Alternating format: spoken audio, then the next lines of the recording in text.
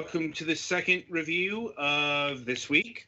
Attack of the Toy Tanks for the Nintendo Switch. Now, I'm not sure how much of our audience is familiar with the Atari 2600 game Combat, but this is where this whole shooting tanks idea comes from in terms of video games. I mean, obviously, real life has a much longer history of tanks blowing up one another. But in terms of video gaming, it's also old as dirt. Combat coming out sometime in the late 70s. Like, it's one of the earlier Atari 2600 games, so like 77. And anyway, so we have an updated concept in the form of toy tanks, but as far as I can tell, the basics are pretty much still shoot, bang, bang, try to survive or get the highest score. This is a Nintendo Switch game, so the Galax will be filling in the body of this review. So first I tried to play the single player, and there are 60 levels of it, and I got through about 10 of them because the enemy tanks are much quicker on the draw than you are, and in single player mode, when you die, you lose.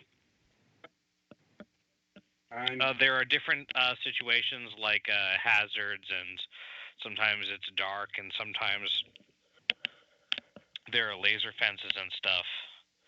And in this mode, sometimes the enemy tanks just automatically have homing guns or double-barrel turrets or something. You can pick up power-ups sometimes, but they are never the double-barrel one that I ever saw.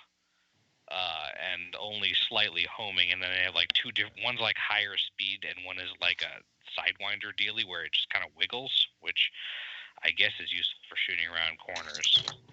But yeah, the single player is pretty difficult, or at least it is for me. Mostly because, would probably not be surprising, it being a tank game, it's tank controls.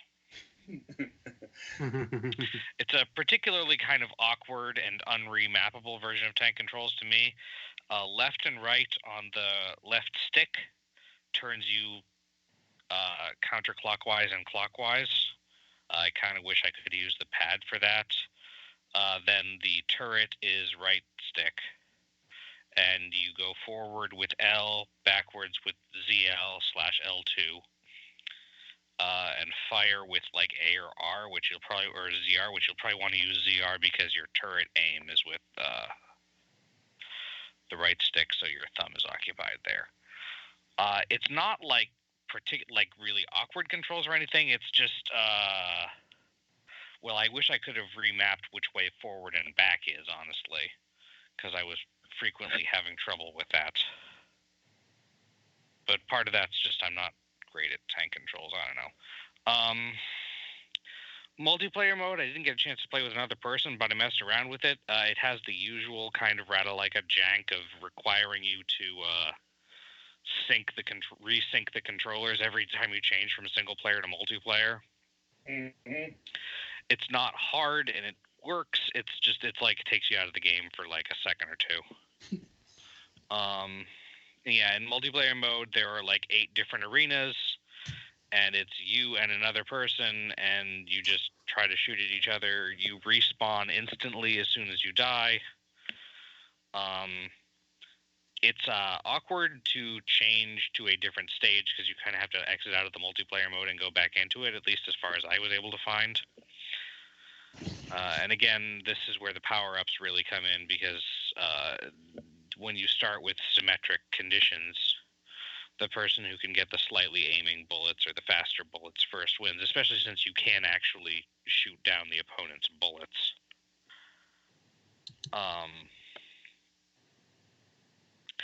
Other than that, yeah, the aesthetic is cute. The music isn't bad, although there's not much of it.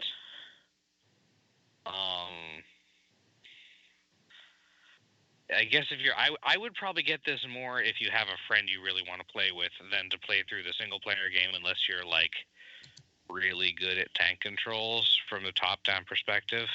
Because those enemy tanks are very good at shooting quickly when there's a thing available, and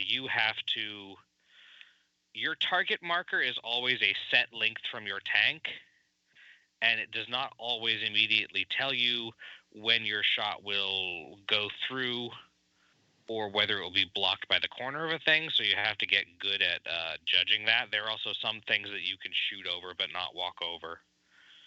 And because of the three-quarters perspective, sometimes when you're behind things, it's a little bit awkward. The location of respawn in multiplayer mode is random. And one time I respawned right along the bottom wall and literally couldn't see my tank until I was moved around while I was trying to figure out where I was. So that was weird. So yeah, it's pretty harmless, but there's really very little to it.